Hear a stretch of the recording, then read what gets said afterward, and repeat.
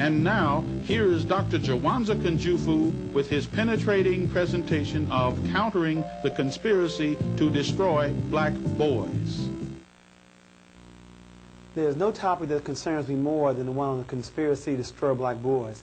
And the reason is when our little boys are in preschool and primary grades, they're very innocent and very enthusiastic about learning. But something happens to that, and we need to find out what that is.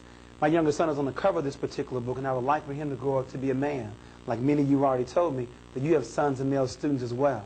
Now there's two parts of the conspiracy, Volume 1, and this is Volume 2. In Volume 1, we raised 4 questions. First question is, when did the conspiracy start? Who is against black boys? Why is there a conspiracy against them? And what exactly is the conspiracy? That's in Volume 1.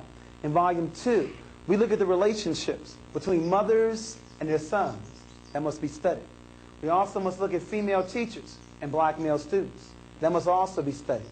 We must look at some case studies. In other words, many of us are doing a very good job developing black boys to be men. What is it that some of us are doing that others are not doing? And then last but not least, a program called the Rites of Passage into Manhood. See, it used to be we knew when black boys became men. But now many of us don't know when we're men. It's how much reefer we smoke, how much wine we drink, how many babies we make. Until black men spell it out to black boys what it means to be a man, this conspiracy will continue. But let's go back to Volume 1. When did it start? And as we begin to look at that, I want to also share with you why we call it a conspiracy to destroy black boys. You see, contrary to belief at birth, there are more black boys born in the world than there are girls. It's close, but it's 1.03 black boys born in the world to 1.0 black girls. Hear me clearly. At birth, black boys outnumber black girls 1.03 to 1.0. A brief 18 years later, it is now 1.0 available, and that's the key word, available black men, to 1.8 available black women. Almost 2 adult women for every 1 adult man. Now the only question that should be going through your minds right now is what happened? We keep raising the wrong question. We keep asking, why do black men hang on corners? Why do black men lack direction? Well, if you ask this question, you're asking the question 18 to 30 years too late. It is not a conspiracy to destroy black men. It's a conspiracy to destroy black boys. If you destroy him as a boy, he'll never become a man. And I can look around the room and tell you know where are they. If they are not available to black women, where are they? Call the roll. In jail, there are 329,000 brothers in prison right now. 1 of every 4 brothers will go to prison. Where else? Or death. There's numerous ways that we die. There's homicide, suicide, drugs, war, high blood pressure, and the leading killer among black men, lung cancer. Our love for cigarettes, especially cool. Smoke them all day long, die the exact same way. Cool. Where else?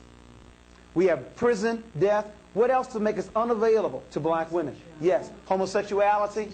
As you said earlier, 1 of every 9 men in this country are homosexual. Where else? Yes? Hospitalized, institutionalized. Okay, so institutionalization, and there's not only in terms of hospitals, but also mental institutions, and of course, when they get released, many times being homeless. There's still one other large popular area. Thimby? They marry white women. Okay, interracial marriages. Now I want to pause there for a moment, because you would think if anybody is going to marry outside the race, it would be black women. You got 2 black women for every 1 black man.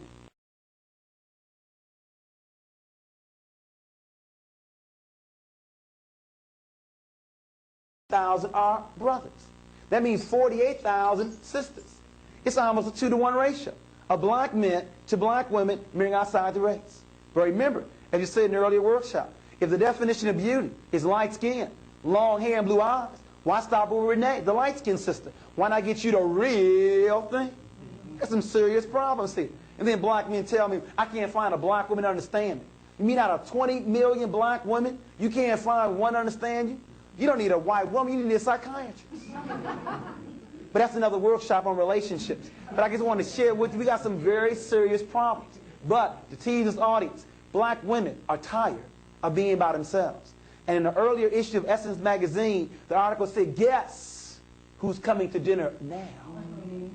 Black women are tired of being by themselves. In other words, brothers, you can't have it both ways. You can't have 2 black women to choose from and still marry a white woman. You can't have it both ways. Black women are tired of being by themselves. Now, that's with regards to the stats, why we wrote the book, because we saw the shortage of black men. But what we want to begin to find out is, when did it start? You see, it's called the fourth grade syndrome. Studies show that black boys may be the best students in the country up until the fourth grade. So we wanted to find out what your son, a male student, was doing at the beginning of the third grade, then at the end of the seventh grade, and then measure the progress. Let me give you 3 examples. We had a little boy 5 years ago on an Alpha reading test score at the 98th percentile in the country. In other words, a walking genius. That means only 2% male, female, white, or black had a higher score than he at the beginning of the third grade. At the end of the 7th grade, the same boy now drops down to the 35th percentile. Engineer potential here, pimp or pusher now, scores should have improved 5 years, instead they only improved 1.3. 2 more examples. We had a little boy at the 92nd percentile. He dropped down to the 24th percentile, and his scores only improved 2.1. But let me give you the average example. We had a little boy at the 63rd percentile. He dropped down to the 4th percentile, and his scores didn't improve a year, a month, a week, not even a day. There are 3 critical stages in black boys' development. Infancy to 9, 9 to 13, and 13 to 18. You see, it's easy to see the negative behavior here when he's already dropped out, laid up on some street corner lacking direction. It's more difficult to see it around 9 years of age, when they begin to sit further in the back of the class, when they begin to ask less questions, when their ball becomes more important than their book, when they begin to cheat on their tests. We appeal to you to turn your sons and male students on early. Teach them how to read early. Teach them the beauty of being black and believing in God early. But many of us have waited, and we have waited almost too late to develop black boys to be men. You know what I'm getting at. America spends $2,300 on Head Start.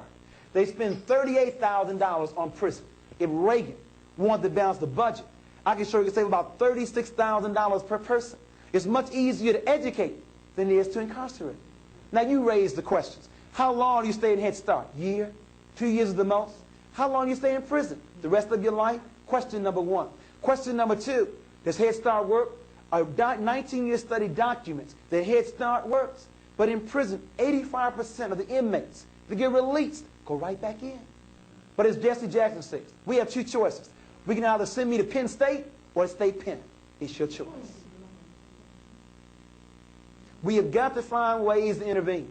Now, we have a whole workshop just on the fourth grade syndrome. I now want to ask you, what are some of the reasons you feel to explain why black students, especially black boys, were doing so well K through 3, and now scores declining in the intermediate and upper grades?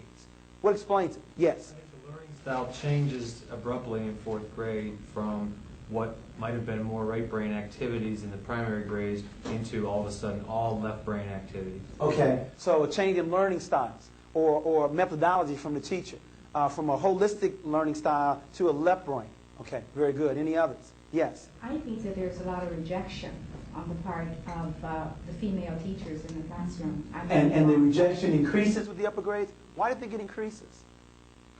Because of the students, perhaps his natural makeup, hyperactivity and that sort of thing. And that may be increasing? Well, it may be increasing because we're now expecting them to stay in school or stay in a chair even longer. Okay. Any others that contribute to this fourth grade syndrome? We have a change in learning style. We have the teacher's outlook on the student. What else? Yes? The student becomes more culturally aware and differs significantly from the teacher often. Okay. So the child's now becoming more aware of their culture and racial identity. Okay. Very good. Any others? The major reason you have not given yet, and maybe that's why this problem is still with us. Terry? First name is? Richard. I'm sorry, Richard. Well, the peer group starts to form and become stronger about the peer group. And that's unfortunate, Richard, that you said that, because as the age increases, the peer pressure is on the increase, while parental involvement is on a decrease. I don't know who told parents when your child gets older, they need less of your time rather than more. When I speak to Head Start parents, 80% of them are there. Elementary school, 30%. High school, almost a joke. We have to work on that. That's another workshop, too, on parenting all the way through. Not just in those quote-unquote tender years. But the major reason, it's not on the board yet. Still looking for it. Yes. Go in.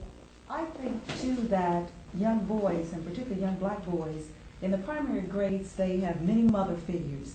And they have very few men figures, and particularly black male figures. And I think it makes a big difference come grade 4. I agree with you wholeheartedly. I think it's the major reason.